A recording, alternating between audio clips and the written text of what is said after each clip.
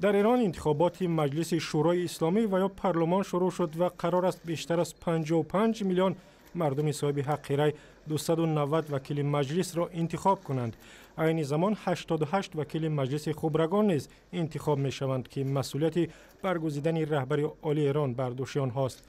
انتخابات روز 26 فوریه در ایران از آن جهت مهم است که بعد از امضای سازش اتمی میان ایران و کشورهای غربی و از بین برداشتن تحریمات اقتصادی علیه جمهوری اسلامی صورت می‌گیرد.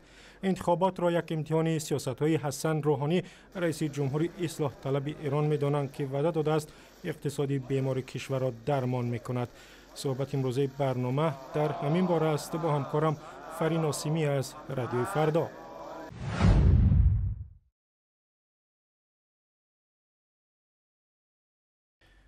فرین، پیشبینی ها از انتخابات مجلس و یا پارلمان ایران چه هست؟ آیا ممکن است محافظه‌کاران بعد از 12 سال نفوذ در مجلس در انتخابات شکست بخورند و اصلاح طلبان پیروز شوند؟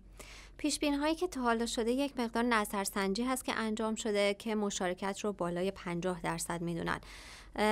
بر اساس اونچه که کارشناسان میگن هنوز مشخص نیست که آیا اصلاح طلبان برنده میشن یا محافظه کاران، به خاطر اینکه هر کدوم از این دو حزب، یعنی هم اصلاح طلب ها هم محافظه کاران، لیست های خودشون را ارائه دادن و اگر که افراد به همه این لیست ها، به همه افرادی که توی این لیست ها هستن رأی ندن، مشخص نمیشه که از الان آیا اصلاح طلبان برنده میشن یا محافظه کاران.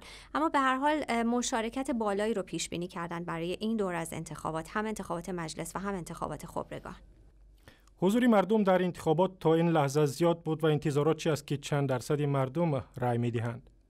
حضور بالایی بوده. از صبح روز جمعه با مردم در تهران و شهرهای دیگه که صحبت می کردیم از مشارکت بالا خبر می دادن و می گفتن که صفهای طولانی در مقابل حوزه های رأیگیری ایجاد شده و مردم به صورت گسترده میان و رأی میدن. البته باید اضافه بکنم که بعضی از شاهدان عینی که ما باشون صحبت کردیم در شهرستان ها یا مثلا در بعضی از مناطق در تهران می گفتن که جمعیت خیلی زیادی اون موقع که باشون صحبت می کردیم و اون موقع که اونها بیرون بودن و رأی میدادن نیومده بودن. البته تا 9 شب به وقت تهران این رأیگیری ادامه داره و ممکنه که تعدادی از افراد بعد از ظهر برن و رأی بدن، ولی به هر حال مشارکت نسبت به دوره‌های قبل بالا پیش بینی شده. خواسته‌های مردم ایران از وکیلان نوی مجلس چه هست؟ بهبود وضع زندگیشان بعد از سالهای سختی تحریمات، آزادی‌های سیاسی یا چیزی دیگر؟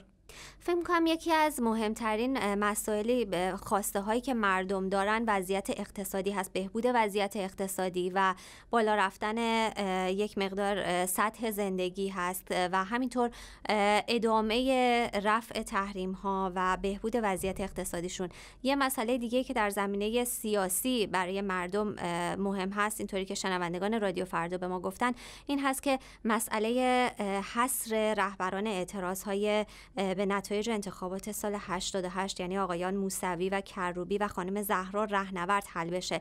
این مسئله یکی از مهمترین خواسته های مردم هست و بارها مطرح شده. بعضی از کاندیداهایی که میخوان وارد مجلس بشن هم در مورد این مسئله صحبت کردن، مثلا علی مطهری که همکنون نماینده تهران هست و این دور هم خودش رو کاندید کرده برای شرکت در انتخابات.